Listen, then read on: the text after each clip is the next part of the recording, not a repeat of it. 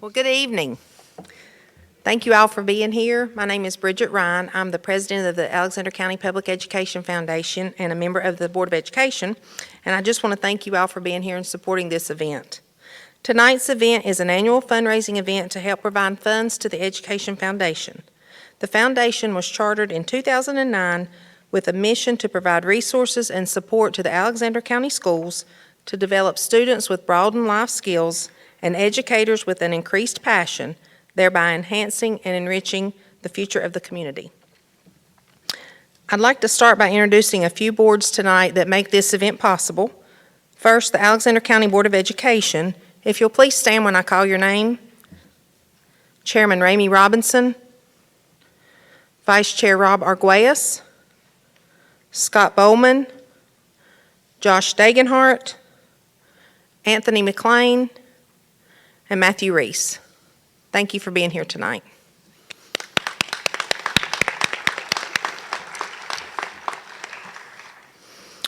I would also like to introduce the members of the Alexander County Public Education Foundation. If you will please stand when I call your name.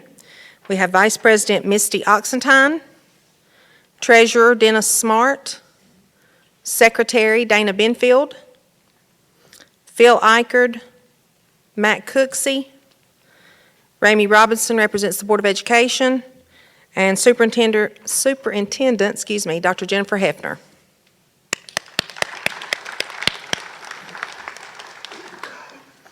At this time, I would like to recognize Reverend Jamie Steele. He's the senior pastor at East Taylorsville Baptist Church for our invocation. Well, I'd just like to say as humbly as I can, I've been nominated every year and I've turned it down. Okay, I'm just picking. But I do want to say to the inductees, congratulations. It's amazing how sports can bring a community together. I don't care how good or bad things are going in your life, you can come to a sporting event and it can really bring a community together. So to James De La Riva, I just want to say congratulations. I heard about you wrestling when you were younger. I've told you back there that one of the guys said he's going to be special, so congratulations to you and your family. To do that, I think it's amazing for a wrestling event where you have one-on-one competition, and so congratulations, be proud of yourself. And Johnny Bruce, he's not such a wonderful person. Johnny would call me from time to time, and we'd talk about spiritual things. When the flood happened, he called and offered his support. When the first Special Olympic Hall of Fame inductee came about, Johnny Bruce and I talked about that as well. So to his family, he was a wonderful person, and you're in my prayers, and congratulations to him. And to Daryl Atkins, I'm your pastor, and I love you. He's up here, he's got so many rings on, I thought it was Michael Jordan up here.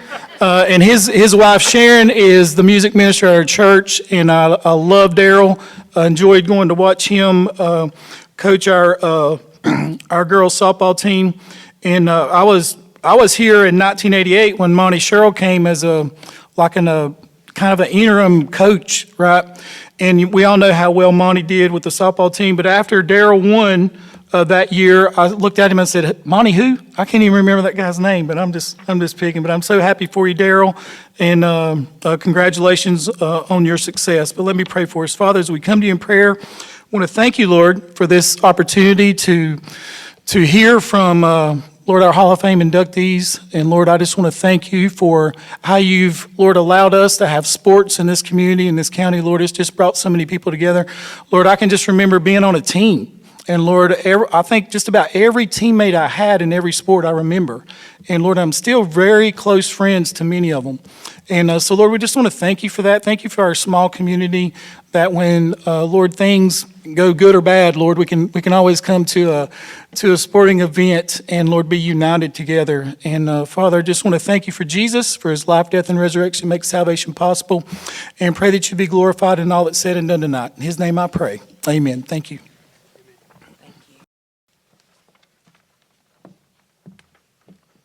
Dr. Jennifer Hefner, Superintendent of Alexander County Schools, is with us tonight to let you know how the foundation supports public education. Dr. Hefner. Good evening. I am Jennifer Hefner, and on behalf of the Alexander County Board of Education and all of the school system employees, I also welcome you to the 2023 Sports Hall of Fame celebration. I feel very fortunate to have all of you with us this evening, and I want to thank you for supporting tonight's inductees, and in doing that, you also support the school system.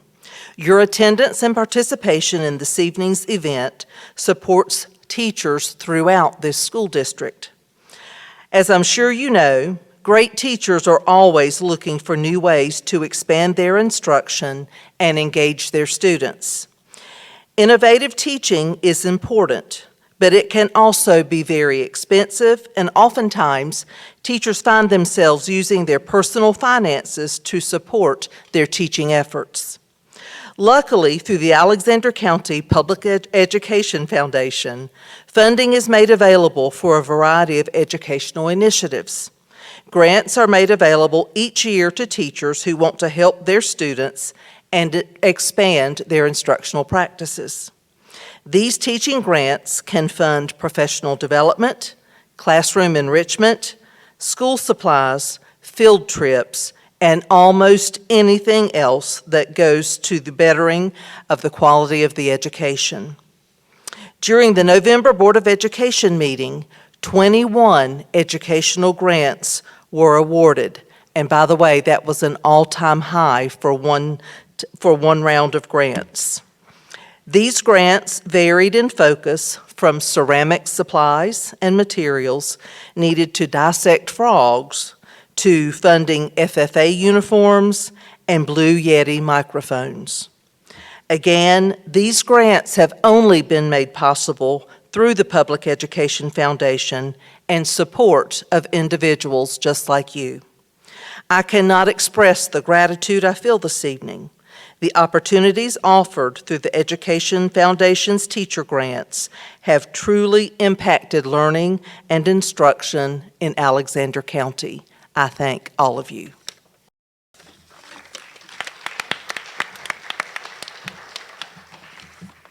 Good evening. I'm going to introduce the Sports Hall of Fame Selection Committee members. When I call your name, please stand. Chairman Larry Yoder, Treasurer Dennis Smart, Secretary Bridget Ryan, Alvin Burke, Kay Wilson Hammer, Mike Millsaps, Jean Price, Rick Gilbert, Sheena Holler, Darren Hayes, and Jonathan Watts. Please give them a round of applause. All right, this slide, we're going to advance to the next slide. We're going to thank Alexander County Schools for their corporate sponsorship. They have sponsored this event from the beginning. Let's give them a round of applause. Another sponsorship we receive comes from the Johnny Bruce Education Foundation Memorial Golf Tournament. Our first golf tournament was in 2019. Each year, it has been a huge success, helping us to raise money for our teacher grants. As Dr. Hefner mentioned before, we were able to award 21 grants to the amount of over $10,000 this year, and we think that is just fabulous. We would like to thank Brushy Mountain Golf Club, Restaurant and Lodge, Jeff Sharpstein, and Hall of Fame member Jeff Eisenhower for their help with our golf tournament. The next two slides are a list of our bronze sponsors, and then our gold sponsors, along with pictures of our top 3 teams this year.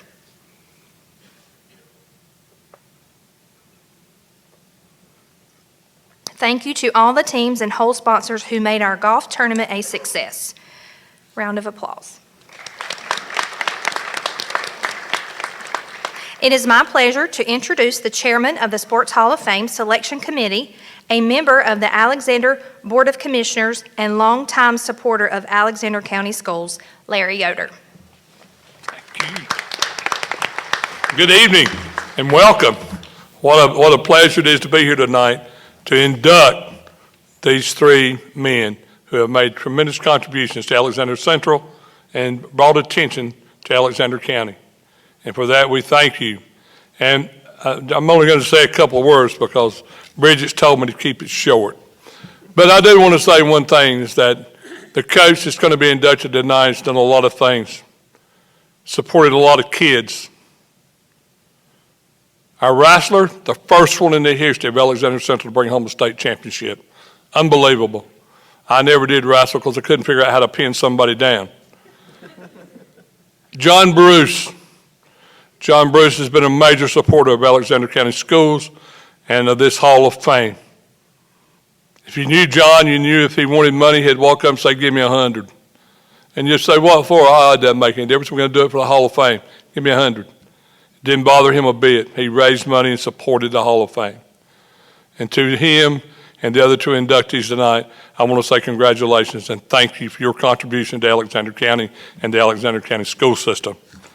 Now, the purpose of the Alexander County Sports Hall of Fame is to recognize and perpetuate the noteworthy sportsman traditions of Alexander County by honoring and memorializing individuals who have made extraordinary contributions to sports traditions in Alexander County. And it's also vitally important to understand that in order to be nominated, you have to fill out an application and turn it in. Folks, there are people out there that need to be nominated that haven't been. This committee that does the judging and looking at the credentials of each athlete and each person that is trying to get into the Hall of Fame, we do not make recommendations. We only look at the information that we receive, which is vitally important. The candidates must meet the following criteria. The candidate must be or must have been a resident of Alexander County for at least 5 years. The candidate must have been an active participant in the sportsman activity for at least 4 years. The candidate must be of good character and reputation. The candidate must have graduated from high school at least 10 years prior to nomination. While a citizen of Alexander County, the candidate's sportsman achievements and or contributions must have been recognized countywide as enhancing the sports activity he or she represents. All candidates shall be considered without discrimination on the basis of race, color, religion, sex, age, handicap, or national origin. And on the next slide, you can see how to fill out that application and turn it in. And it's very important that you fill that information out. Make sure when you do these applications that you give the information that what the athlete participated in and the awards that they had and what type of contribution they made to bring recognition to Alexander County and Alexander County schools. But you need to do this because there's people out there that need to be placed into the Hall of Fame. And we can only do with what the applications that we get. And we appreciate the opportunity for you to be here tonight, to support this program, and help the teachers of Alexander County. Thank you for your support. God bless you, and I hope you have a fantastic night.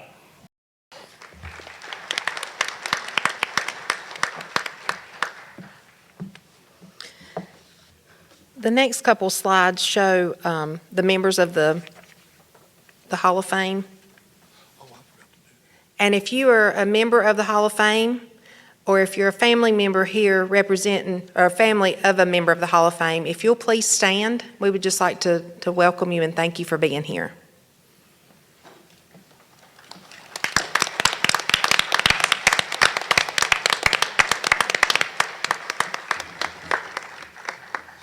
Thank you. At this time, I'll introduce Rick Gilbert, and he will start our ceremony.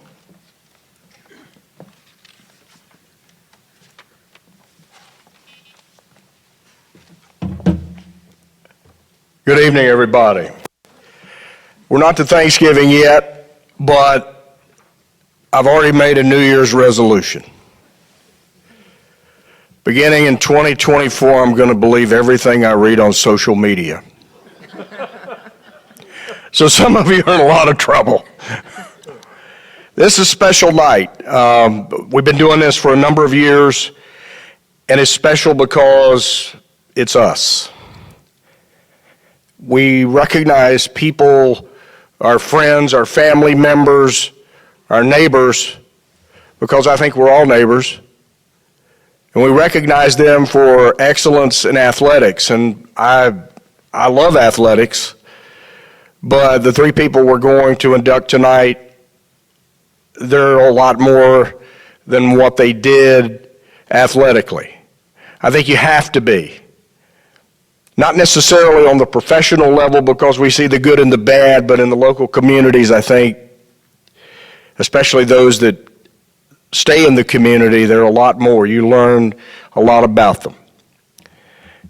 So I want to thank everybody, and I want to encourage people to keep this thing growing. We've got a lot of people that have been nominated, and once you're nominated, you're nominated. And as part of the committee, we take a look at a lot of things. We consider a lot of factors. There are so many people that are deserving. Hopefully, all of them will be inducted. But if you know of someone, they can't be a part of the Hall of Fame unless they're inducted. I can think of a lot of people that have not been nominated that should be. So consider that between now and next year. Consider the people that perhaps have not been nominated and fill out a nomination form. Is that simple? And let's get them in front of the committee to consider. We've got three people tonight that are very deserving to be on that list. I didn't know what order they were going to do this, so I'm going to start at the top of the page here, and I guess they're doing it in an alphabetical order, which is fine with me. I've known Darrell Adkins since high school. He is a lifelong resident of the county. He graduated Alexander Central in 1975. He was a standout athlete.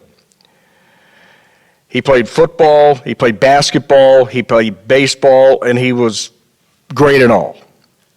Earned all conference honors in football, voted the team's most valuable player, and he, of course, played for Hall of Fame coach Glenn Wilson. In his senior year, he earned the senior superlative for most athletic. He went into business, was very successful, came back to the Alexander County school system as a teacher and a coach, had great success as a football coach, a basketball coach, a baseball coach at East Alexander Middle School. He joined the staff at Alexander Central later in his career. While at Alexander Central, or actually in Alexander County at East, he led the Falcons to 5 baseball championships, 2 football championships, and a basketball title. He became an assistant football coach at Alexander Central, later joined the coaching legend Monty Sherrill as one of his assistants on the Cougar softball staff. 7 years he did that.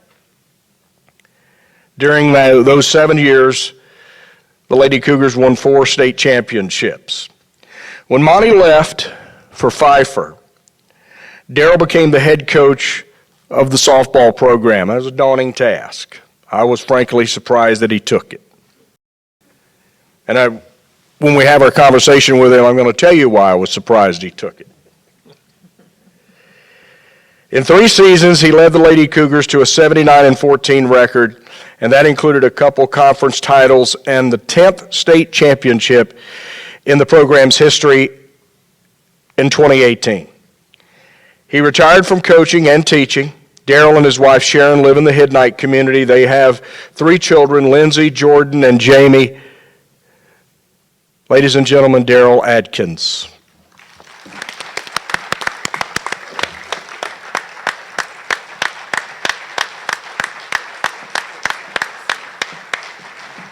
Well, Darrell, I guess I'm going to go back to the 1970s because I've known you since the 1970s. I'll be honest with you, I didn't imagine you and I doing something like this. No. You know, I mean, maybe at a correctional institute or something, but probably not at a high school in front of members of the community here. I got to tell a little story about Darrell, and then I want him to talk a lot, but I got to tell this story. People ask me all the time, because I'm involved with Cougar football, they say, who is the toughest football player you ever saw at Alexander Central? It's Darrell Adkins. Thank you. And I mean that. It has nothing to do with him sitting right there. I've told him that for years, and they can't believe it because he's one of the nicest guys I've ever been around. True. And I don't know how he did it. I want to know how you did it. But when he put on that football helmet, he was the meanest SOB out there. And I wanted to be the That's meanest one right. out there. I did. Daryl, how'd you do that? How did you go from being a wonderful person? Everybody liked Daryl. Well, thank you for saying that. I don't know that all the people ever said that about me, but I think the thing was that I idolized Dick Butkus as a player as I was growing up, and how tough and how mean he was. And I realized that if you weren't tough and you weren't aggressive and you weren't meaner than the other guy, then he was probably going to put you on your back as opposed to you putting them on their back. So it was on purpose, going out there aggressive. I believe it. Daryl, you played football especially, and I remember one instance and on the baseball field, and I know you remember this. I do. You know what I'm going to ask you about? Yes. I think we were playing Lenore or West Caldwell. I think they were still Lenore then. Yes, they were. And frankly, there was a catcher blocking the plate. Bad move. Really bad move. Daryl comes around third, and I said, oh, crap. Yep. That catcher really shouldn't be doing that. Daryl hit him. Now you can't do what he did in baseball at any level. That's true. And that's the kind of aggressive play. I mean, that kid was hurt for a while. He turned out okay. Yeah. But it didn't have anything to do with the football helmet because you weren't wearing a football helmet when you did that. He was blocking the plate, and I was trying to get to the plate. Man, but I do remember that so distinctly. I also remember Yes. we played Freedom High School at Freedom. I guess this was 1974 because you graduated in 75.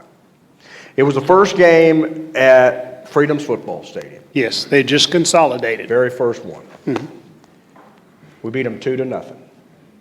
Yep, Daryl tackled somebody in the end zone for the only points of the game. exactly.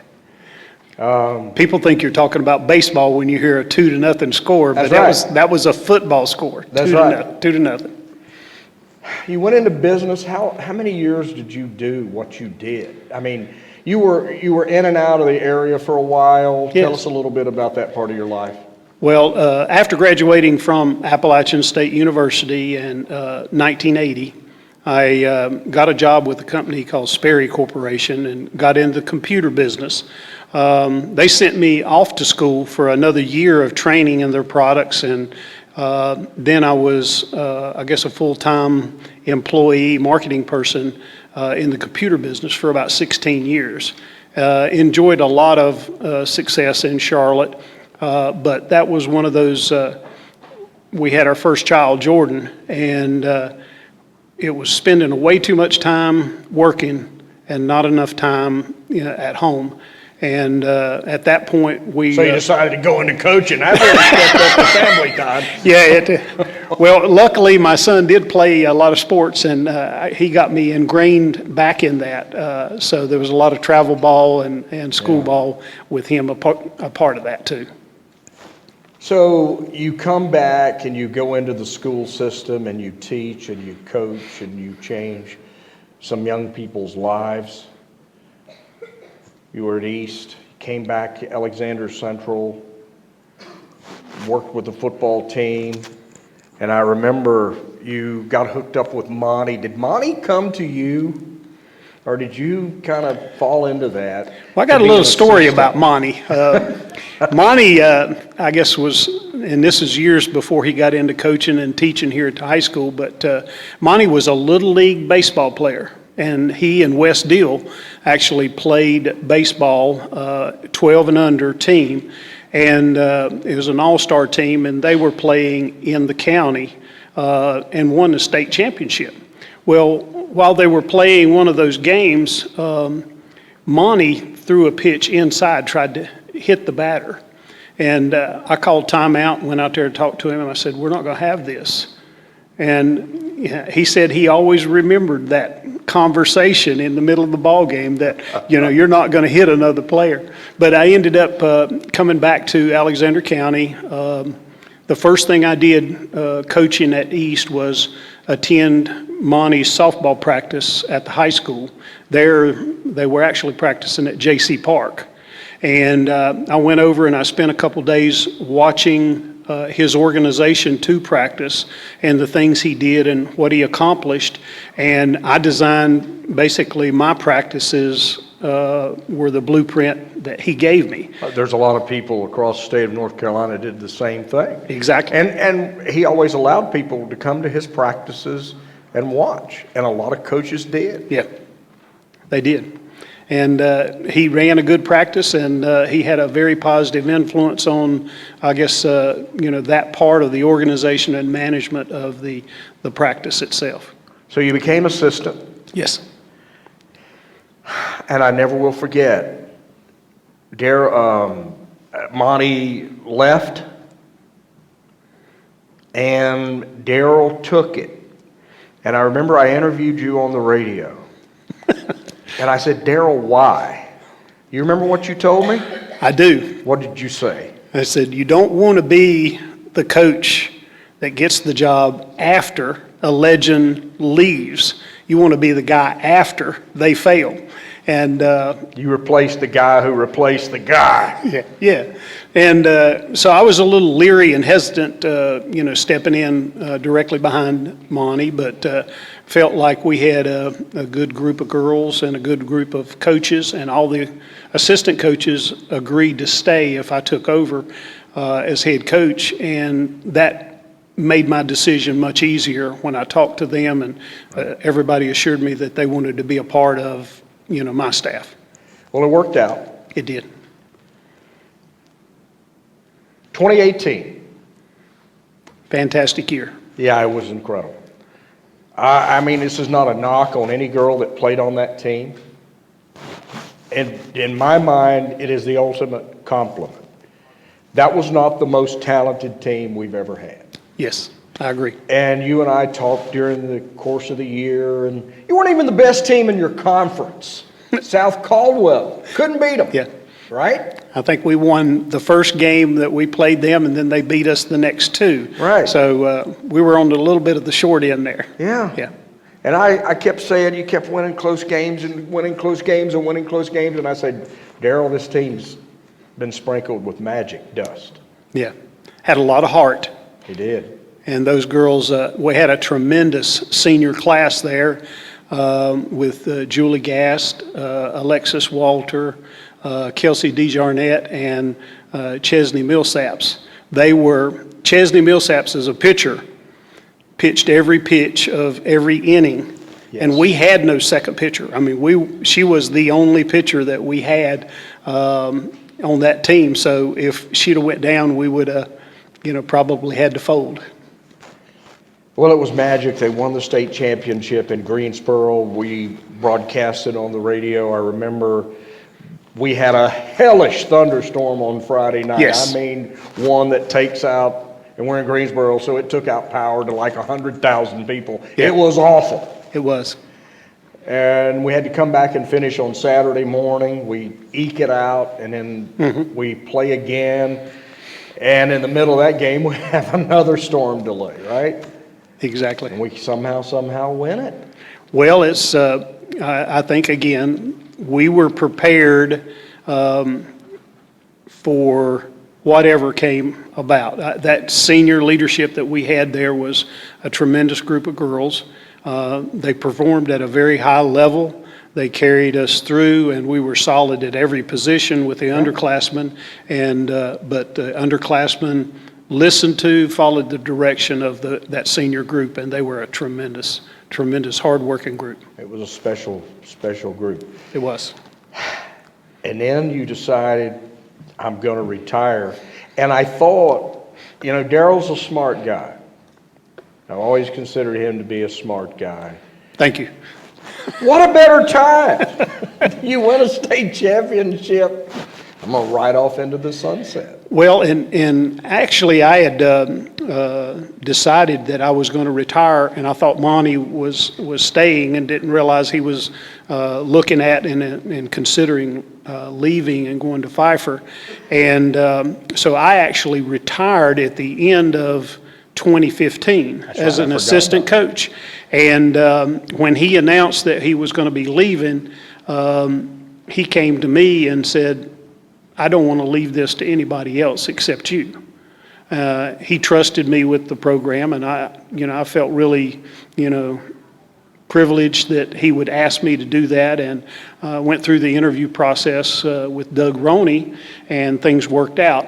And my agreement with Doug Roney, and I probably shouldn't, tell this, but was, hey, I'll try 3 years. But that's it. I'm retiring. I'm getting older. I need to slow down. I need to, these long practices and long seasons are taking a toll. Sure. And I said, I'll agree to do it for 3 years. And we were fortunate enough in 2018 to actually win another state championship. So your retirement had nothing to do with winning the state championship. Is that what you're telling me? Exactly. I was planning 3 years to work as head coach and then retire. Let me pull up my britches here. I believe it. That's amazing. Now, that part of it I did not know. Yes. I did not know that. Amazing. I go back to what I said at the open.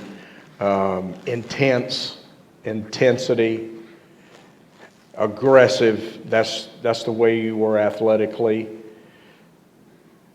It's got to be tough, though, to coach girls. And by that I mean, you can't fire off on girls the way you can guys. No, but my coaching style is more build on the positive as opposed to tear down based on what you're doing wrong. Right. And the girls responded extremely well to that. And I can't say that there weren't a couple times that I turned the volume up and yelled a few times when I was frustrated, because I did. But for the most part, anytime you ask them to do or an adjustment to fielding or throwing or hitting, they worked on doing what you asked them to do, and they were easy or coachable players. Right. And that made a world of difference to how much fun it was to actually coach the girls. Do this. I can't hold them up high, but he's got it. How many championship rings there? 5. There got we 5. go. As an assistant, and that one that you won as a head coach has to be the most special. It has been. It was especially, we haven't won one since. Yes. And they've come close. Yeah. And I wish them the best this year. They got a good group coming through, so hopefully they'll get back there. This guy's a winner. He's a winner, my friend, Daryl Adkins. Let's hear it. Thank you. Appreciate you. This next one is kind of difficult for me because John Bruce was my friend. And if you knew him, he was your friend too. He was just that kind of guy. John Bruce graduated Hiddenite High School, which no longer even exists, and had as much, and I think probably more, to do with us being here at a Hall of Fame induction ceremony than anyone. He had a couple stints as a teacher and coach in the county, had a career in racing as a crew member and in marketing. He was actually a graduate of App State, taught, coached Alexander County schools in various capacities in the 70s into the 80s. Then he got hooked up with Harry Gant, became a crew member. Then he decided to go into marketing with U.S. Tobacco, and that was a great gig for him for years.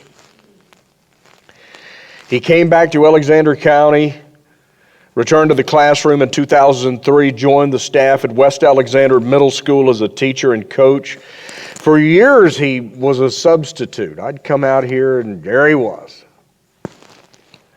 In 2014, he won the prestigious Carl Orr Service Award before Service Before Self Award. Say that 5 times fast. This past year, West Alexander started an award in Coach Bruce's memory. He passed away in July of 2021. Passed away on a golf course on number 13.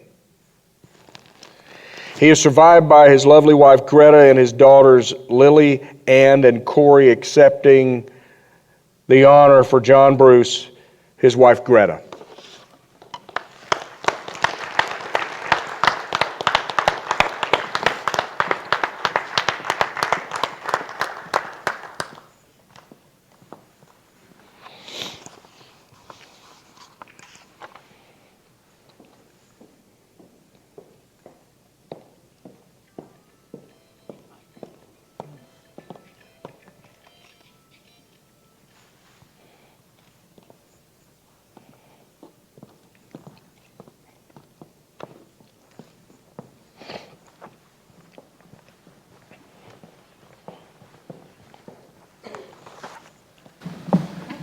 Hi, Greta. How are you? Oh my, this is cool. First of all, I'm discounting the story that John told me. How did you meet him? How did you meet John? Now, he told me a story, I don't really believe it, but Okay, I had a house at Lake Norman that I was selling, and you were a realtor. and it was the house. Which, by the way, people in Alexander County cannot pronounce realtor. It's not realtor. It's 2 syllables. Go ahead. But it was my personal house too, and he was a neighbor, lived sort of around, but I didn't really know him that well. But I knew him mostly through some mutual friends. Right. But he was wanting to buy a house because he had been renting there for a long time, all those years working for U.S. Tobacco. And anyway.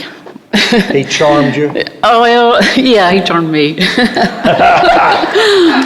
But we had, we always laughed later and said, if something broke, something happened to the dishwasher, he'd always say, if I'd have known then what I know now, I wouldn't have paid as much for this house. Well, how did... And I always told him that if I knew then what I know now, he'd have paid more. Where are you from originally? I'm from Winston-Salem, or Clemens, outside of Winston. So he takes you ultimately to Alexander County. Yeah. Yeah.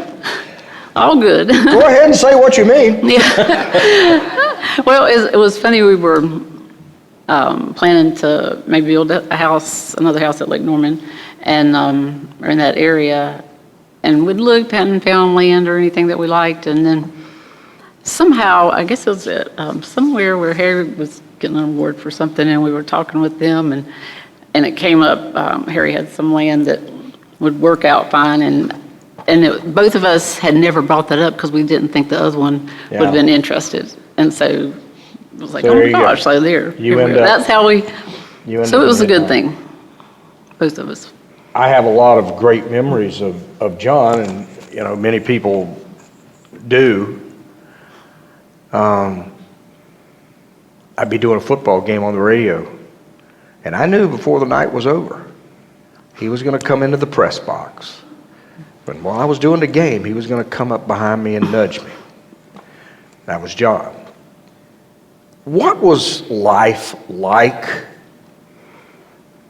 at home? And I'm just wondering if John was a different person at home as compared to when he was at school, when he was at a ball game. Was he any different? Well, sports was his thing. He definitely had a thing for TVs. Yeah. Being available for all the games that he would watch. Yeah. And I've told a lot of people that I know one reason why he went back into teaching here was it gave him a legitimate excuse to go to every sporting event in the entire county. Yeah. It was like built in, got to do that. But he was a fun person. I was not a sports person, but at home, you know, I did our yard. I think most people know I just stayed out in the yard and he went to ball games.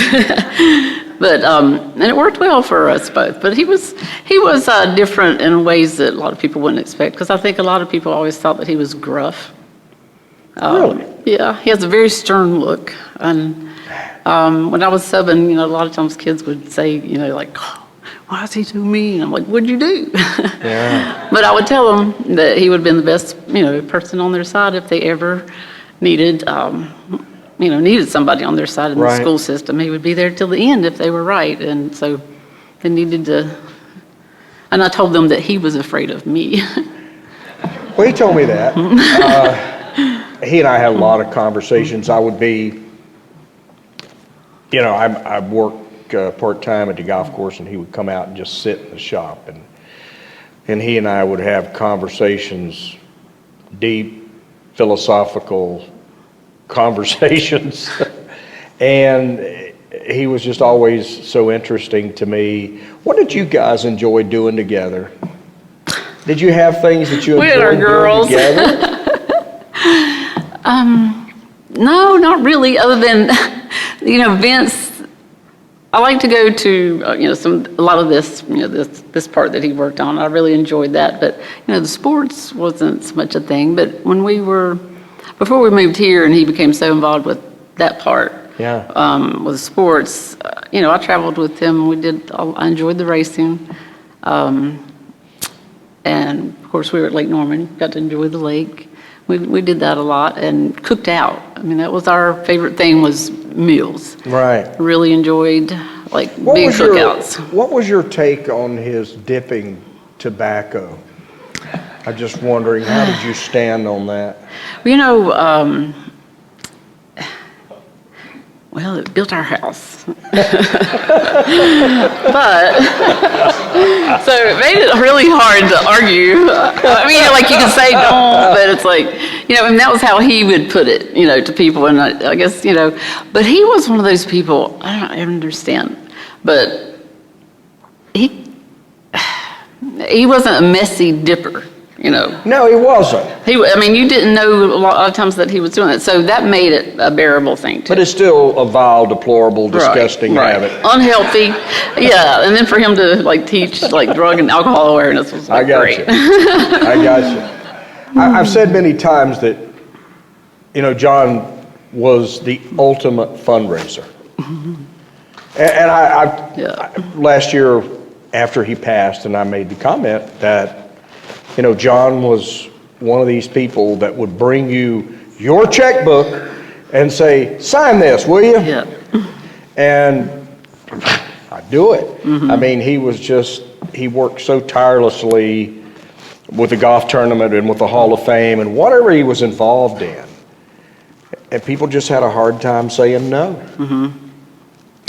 Yeah, he was great and it was good too, not just with fundraising. If you just wanted him to had an idea that you wanted presented to somebody, or, you know, just get Johnny to do it. Or if you were at an event and then you needed somebody to host, get Johnny to do it. You know. Well, this was handy. that he was going to be inducted, and I would have had a lot of fun talking with him. But I can understand where this is difficult for you. It's hard, but you're a very classy, graceful lady, and you know, we all thought we outkicked his coverage. I mean, gee, come on, really. When you went out in a social, went to dinner or whatever, was he the same then as he was? I mean, Yes. Around me, he was just, well, forget that. No, you probably don't want to know, but He was always a storyteller and talked. oh, he was great. Yeah. He loved to tell He was- stories. Some of them were even true. Yeah, always. You know, some of them were. I was always amazed at how many stories he knew about all the, you know, inductees that have been Sure. in here. And I would tell people, I don't know, maybe make some of them up, but it's like, he knows something about everybody. You know, I don't know how. Yeah. But he did. A lot of information. That was a hard thing. The first banquet that I came to after he was gone, it really hit me hard, realizing like the information and the stories that he took with Yeah. him that we won't get to know about other people in the future that are coming on board. He was awfully good and I do think that coaching and doing the things that he did, you do have an impression on people. You don't know it even if you're a teenager, you don't even realize it at the time, and down the road, you think back, and gosh, they leave this impression on you, and I know he left a huge impression on a lot of people. Greta, I appreciate you coming up. I know this was not easy for you, but you did a wonderful job, and we all love John. John was a big part of what this is, and thank you. Yes, thank you.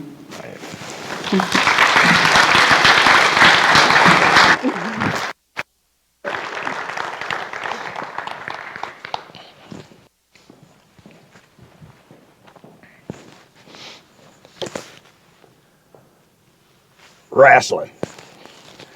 I remember when this guy won a state championship in wrestling. He's the first one ever to do it at Alexander Central. I think we only had one more. I think we've had two in school history. He was the first. Am I wrong? We just had two? I think Isaac Chapman was the only other one. Am I wrong? I should have researched that a little bit, but I think that's right. James, I'm sorry? That's what I thought. Wow, it's not surprising, but James De La Riva was a star wrestler during his high school days here at Alexander Central. A 4-year standout on the mat, he became the first ever state champion wrestler for the Cougars during his senior year in 2008. He captured the 215-pound 4A state individual championship as part of the High School Wrestling Association finals in February of 2008. His individual conference titles, a regional crown, 2 trips to the state finals, played soccer for the Cougars. Now, I didn't realize that he played soccer for the Cougars. I've learned something. I didn't realize that. Graduated in 2008, was named the TaylorsvilleTimes.com Male Athlete of the Year. He attended UNC Pembroke, where he was a member of the wrestling program, earned a degree in recreation management, moved to Brevard, now works for the U.S. Forestry Service as an assistant fire management officer in the Pisgah National Forest. He and his family are active in his community. He volunteers his time as a coach for the high school wrestling team. He and his wife Hannah have 3 daughters, Malin, Stella, and Mila, and they reside in Penrose, North Carolina, and no, I don't know where that is either. James De La Riva.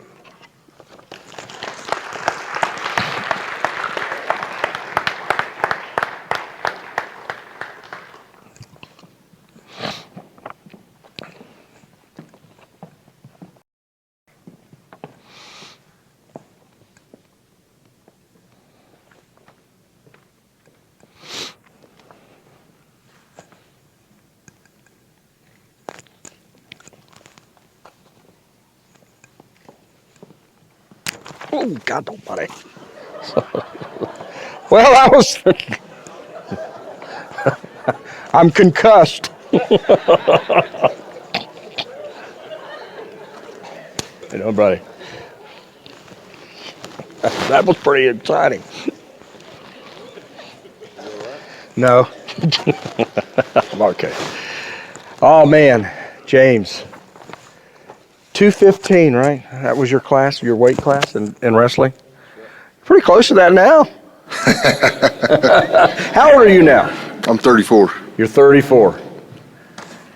I looked at your bio a little bit, and one of the first things that leaped out at me, you went to UNC Pembroke, which is pretty close to Lumberton, not far, right? Yeah. Now you live in Western North Carolina. You talk about 2 totally different environments.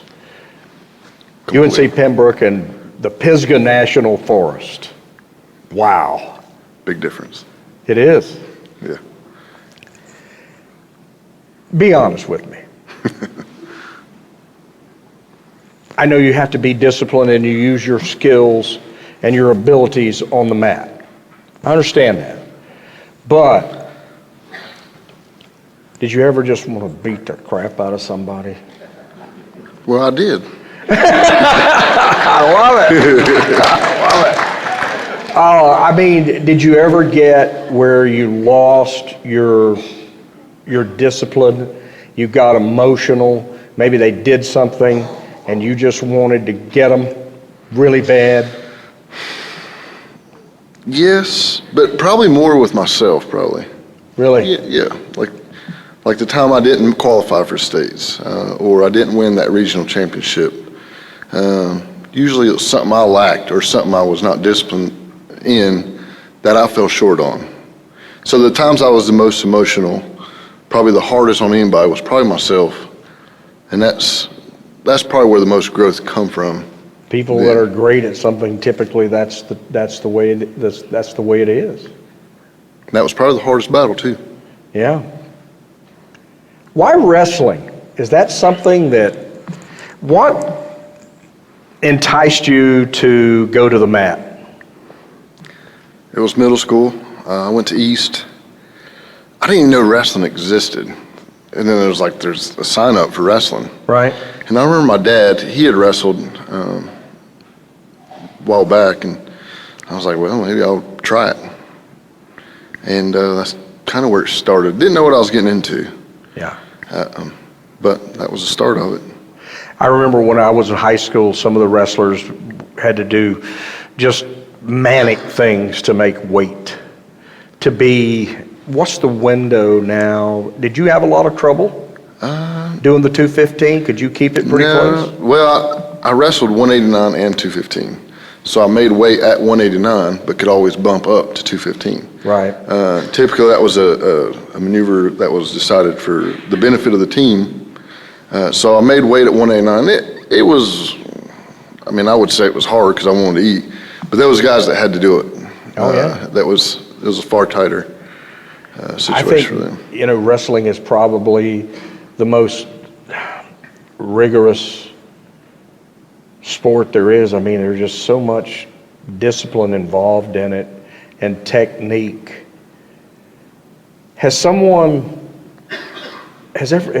beaten you in a match that bothered you more than anybody else, that you knew you were better than they were, you knew it, there was no doubt, and you talked about the fact that you were hard on yourself? Mm-hmm.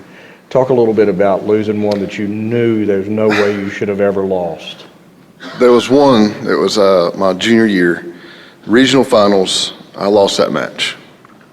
And there's several people in this room that knows that story. I won't go into the details of it, but I lost because I got choked out in the first period. And it took me about 3 periods to come back to, and I lost by like 3 points or something. That was probably the hardest one because it was also a humbled experience to be embarrassed the way I was. You got choked out? Mm-hmm. Is that what you said? Yeah. And explain that. So I was the guy kind of went down and I was trying to get behind him, but he had hold of my head. And I just. In a headlock? Well, it wasn't legal. It was just my head. Usually a headlock is head and arm, but he just had my head. And I just knew at any point that my head was just going to pop out of there and I'd get 2 points. That's all it took, my head to come out. Well, I kept waiting for that moment. Well, the next thing I knew, I'm laying down just like this, lights in my face. And Coach Williamson, which is here, and Mazer, like, what? Are you okay? Are you okay? And this is going to get really deep. Really deep, and this is embarrassing.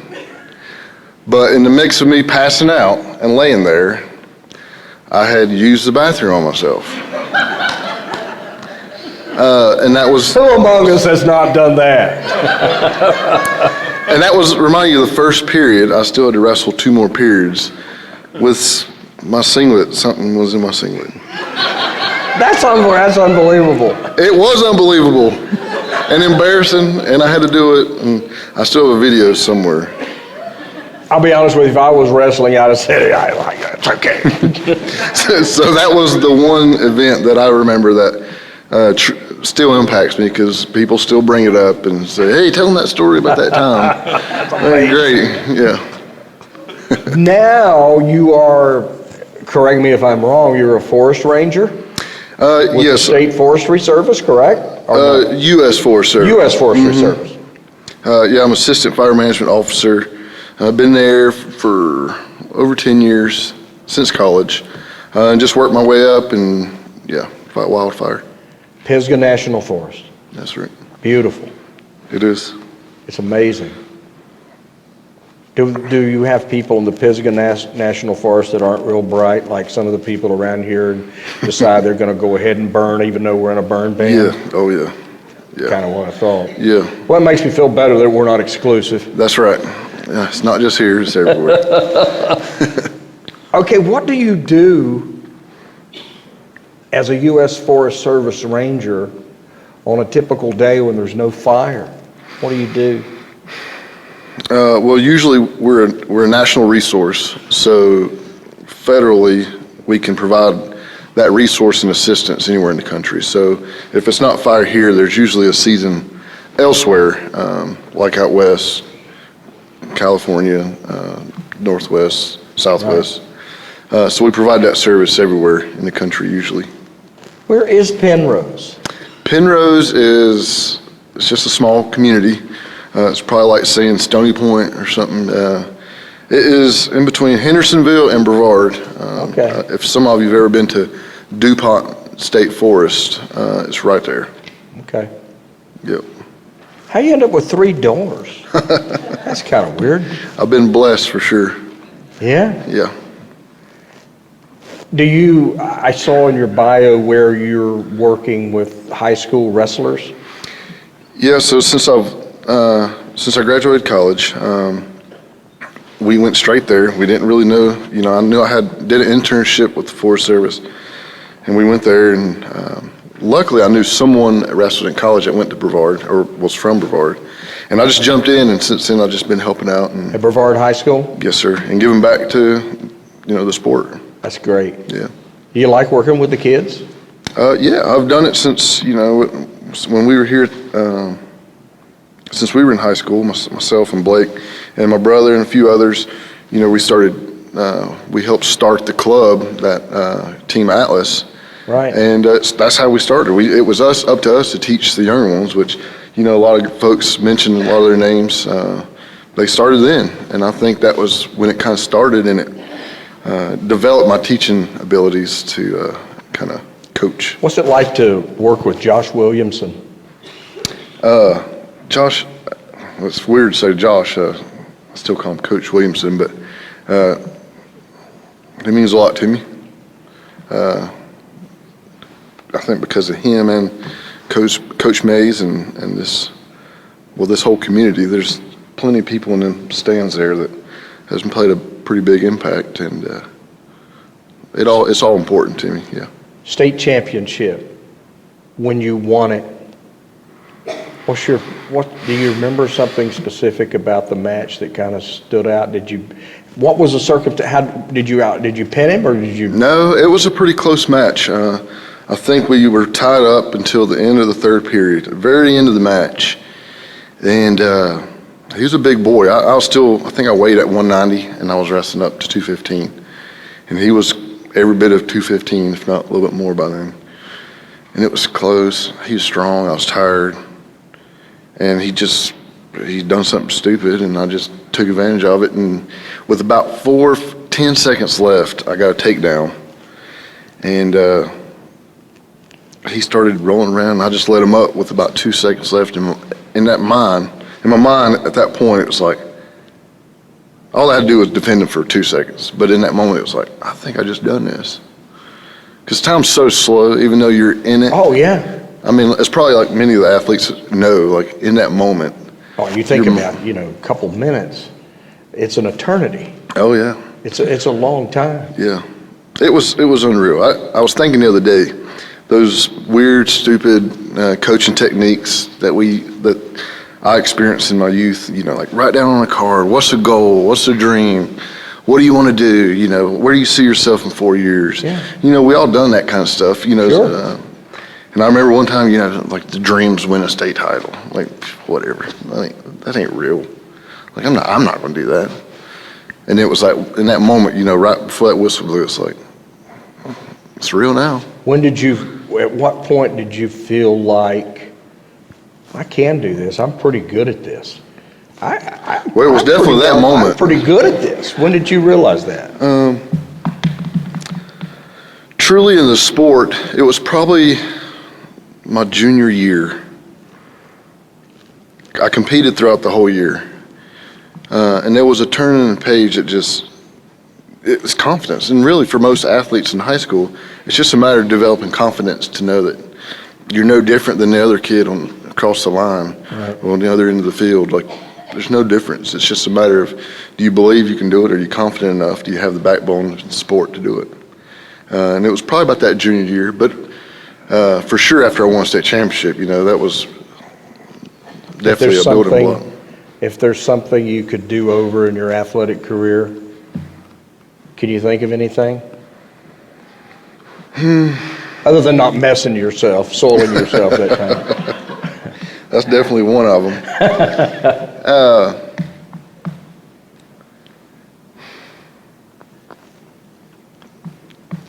There's plenty.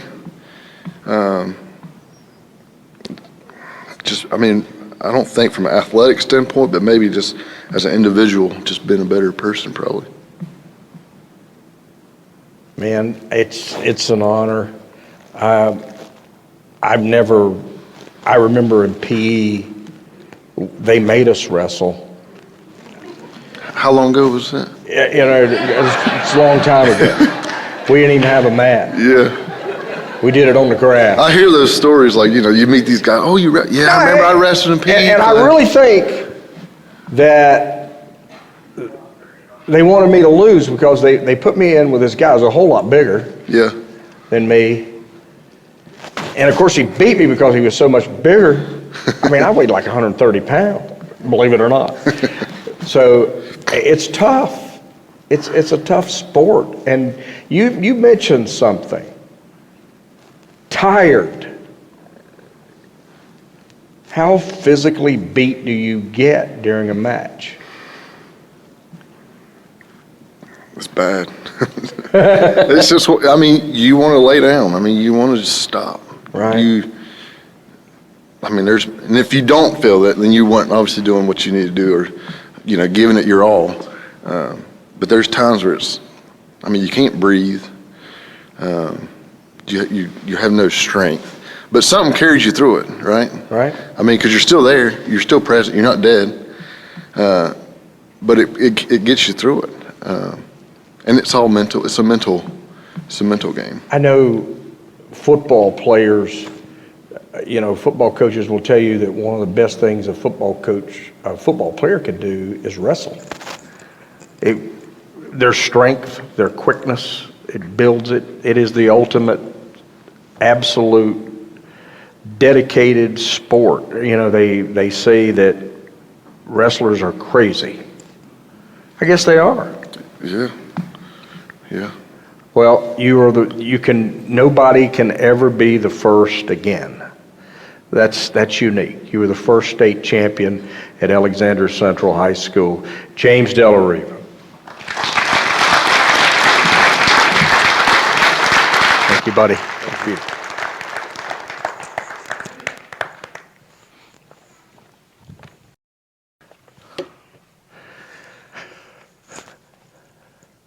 Ladies and gentlemen, let's hear it for our 2023 Hall of Fame inductees. It's a wonderful class. We had a lot of considerations into this class, and typically we go, sometimes 4, sometimes 5, and this just seemed right. And I want to thank everybody for coming out. I want to thank these 3 people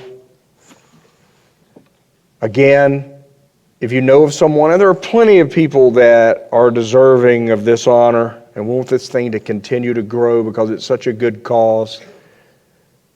If you know of someone, make sure you get that nomination form and you get them in. Thank you for coming tonight. Have a very happy Thanksgiving.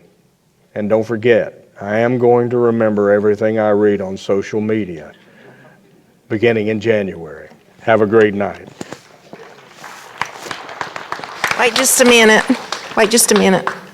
I've just got a couple things to say before we leave. First of all, I have to thank some people for tonight because tonight just doesn't happen. I want to thank y'all for being here because you've made tonight special. And bear with me just a minute, but we've got a few people that make tonight's event happen, and I have to thank them personally. Deborah Watts, Dr. Revis, Jeff Cockle, Randy Parsons, Rick Gilbert, and WACB, the Taylorsville Times, Lee Sharp and Donnie Pennell, Impressions, Lena Hager, Wildflowers, the Alexander County School Food Service, the Alexander County Maintenance Department, our Education Foundation, Misty, Dana, Dr. Hefner. We couldn't do it without everyone's help. So thank you all. And again, thank you for being here. If you are a member of the Hall of Fame, if you will please come to the stage, and we're going to take a group picture with those that are here tonight. Thank you.